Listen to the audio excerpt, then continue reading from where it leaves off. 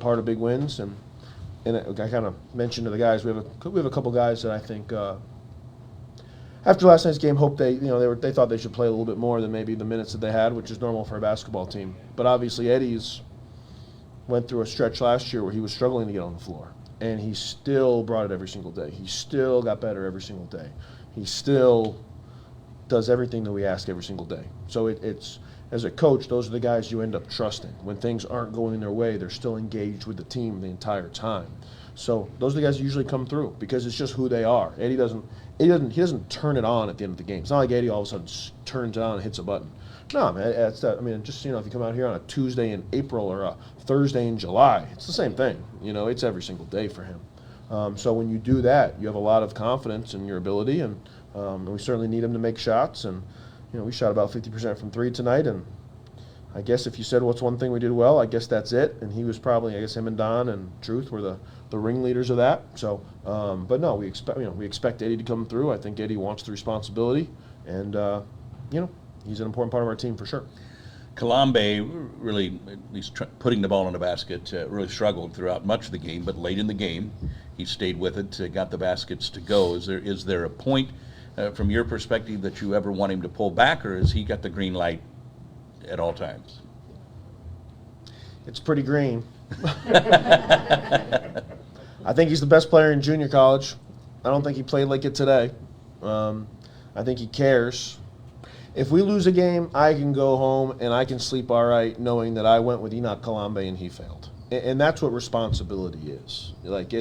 He doesn't shy away from that. And honestly, we challenged him in the last 24 hours to be more aggressive than he was. So I'm aware of why he was a little bit more aggressive today, and he's got a lot of weight to carry on his shoulders. I mean, if he wants to be the best player he can be, those guys, they want to be the reason you win, and because they also want to be the reason you lose.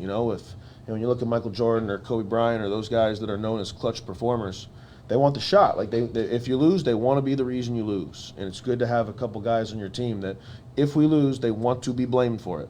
The guys that don't want to be blamed for losing usually are not the reason why you ultimately win. And Enoch's been the best player. I mean, we played Northwest Florida at Hutch last year, lose to the national champs by 1, and I thought Enoch was the best player on the floor. So, as a person, as a man, as a student, as a player, I made it pretty clear today I wouldn't trade him for anybody, I think, DJ, yeah, right? Yeah, that was pretty clear. So, I don't know. He's my guy. So, I know his intention is right. No matter how hard he tries, I'm going to tell him to try harder. That's the weight that he carries. I thought he didn't finish super strong. I thought he was trying to draw fouls a little bit. He'd go in there, and maybe it's a second straight go. I'm sure he didn't share this with me, but I'm sure his legs were tired. I'm sure he's a little bit sore. I'm sure he's a little bit worn out. I think he just didn't have the explosive pop, kind of going left and finishing the basket that he usually does. But you got to stick with it. You got to be resilient. And I thought he was today, and he certainly was a major part of our win. David, we've talked about this time in and time out, the depth of this team.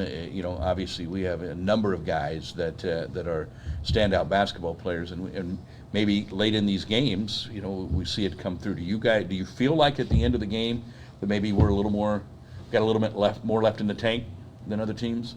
Yeah, with the way, because everyone usually plays about like 5 to 7 guys. Majority of the game, and we rotate, as much as we can throughout the bench. Coach Hank tries to do that. So by the time the end of the game comes and it's crunch time, we got time. We got a little bit left in the tank to push through, and secure the W and everything. So. All right, Coach, talk about the end of the game. First of all, I mean, you got a number of good free throw shooters on the floor. Ryan Myers, I'm going to jinx him because now he'll miss his next one. Don't do that, Russ. He's maybe the best by the numbers. He's the best out there. And so was that the plan? I mean, I know we came into McHenry a few times, but when we knew it was the one who was going to go to the line, was there any plan there for that to go to Ryan, or is he just the guy that came open? Don obviously shoots high percentage. Eddie, Don, and Ryan were all options on that play. We literally broke 3 guys different directions. The fourth guy on the floor, I think, was David Jones. So he might have been the one guy that wasn't supposed to break to the ball. I can knock that down, though. You've seen it. I've seen it about 50% both directions. So 50%. But no, I mean, with Eddie, Don, or Ryan, not confident in any of those guys. Sure. Ryan was kind of the Ryan kind of fills in. The two of them were to break, and if they're open, we get it to them. I mean, so if Eddie or Don was open, the ball was going to go to them. And then if they're denied, we had it set up where we thought Ryan would be wide open, and he was. So I mean, he was kind of the third option, but I wouldn't say like as in order of free throw shooting. I just kind of. It was kind of, the three of them, I don't know. I'm good. We're good with any of the three. So, again, for all the reasons I just talked about Enoch, I'm fine with Eddie being the free throw line. I mean, if Eddie were to miss a free throw, that's no problem. And Don's obviously a really good shooter that's come through in the clutch for us. So I think those three guys, if Truth's on the floor, Truth's a very good shooter.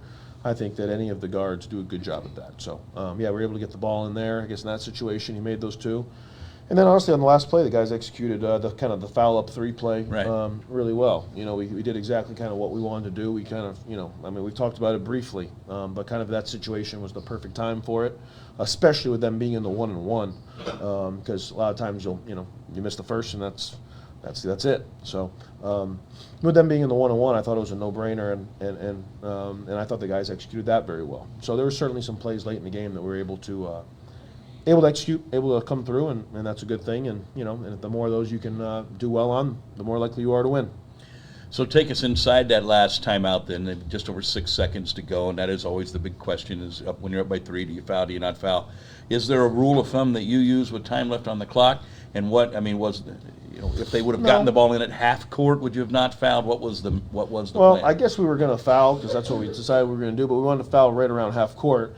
And we wanted to we wanted to keep the ball in front of us and waste we didn't want to let 10 get the ball. So by that point, we noticed that he had about 83 points, it felt like. So we really didn't want to let 10 get the ball. And I figured they would try to get the ball in and try to kick it to him for a shot. But they put him in the backcourt, which is kind of honestly where we thought he would be. So we put Eddie on him. And then you try to keep the ball in front of you. So everybody else, we had Enoch on the ball just to be a distraction so they couldn't throw it deep. But then once the ball got in, he was going to sprint right back to half court, and he did a great job at that. And then you keep it in front of you for as long as possible. So we tried to waste as much time with them dribbling in the backcourt. And it went for, I think, 6.9 is what it was. And I think the foul happened at about 2.6 or 2.8, something like that. So we wanted to wait. We would have fouled it, whatever. But we didn't want to let it get past, just behind half court. Because once it gets in the front court, they can go to shoot it. And now it's a shooting foul, 3 shots, and you don't want to let that happen. So really, more than time, it was when the ball got to the half-court line. That's when the foul was supposed to happen, and Ryan did a really good job at it. All right, Coach Hank and the Warriors, 13-0, get the win tonight. Winners win, and the Warriors still ranked number 1 in the country, still undefeated, and will be tested again next weekend. You got the Hy-Vee Classic, final 2 games before you get a little bit of a break there. And I need to go to California or something, man. Come on. they say Sacramento's nice this time of year. I've been to Sacramento once. No. Me and David went to a Chili's. Oh, you did? Yep. How'd that go? Come on, so you host Sacramento. We go Top Golf, go bowling. Top golf and bowling. There you go. We go. That's what I heard. Sacramento is stuff that they have everywhere. Yeah, we go to the Bay Area too. Oh. It's only 2 hours away. Go hit up San Francisco. Have a nice day. Go on the wharf. I was just thinking, if I could choose one person to spend time with next week, it's going to be David Jones. I'm thinking the same thing. There you go. No. Yeah. I think maybe we'll just all go to Sacramento and hang out with David for the holidays. Well, I'll tell you what, it's going to be a fun weekend next week in the Hy-Vee Classic. Hope we get big crowds at the Hellier Center. Final 2 games before the break. Warriors currently 13-0. We'll have Lake Region State next Friday, and then on Saturday, NEO, Northeast Oklahoma A&M. A&M on Saturday for the Hy-Vee Classic. So.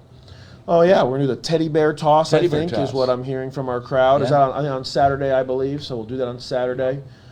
I don't know if we have some kind of ugly sweater deal. That's kind of been a tradition as well. So I bet you David Jones has some ugly sweaters in the closet. I'm going to get a new one for this year. I get an ugly sweater every year. Get a new one. There you go. And mark your calendar, Warrior Nation, on the 13th, Tuesday the 13th, our final coaches show before the break.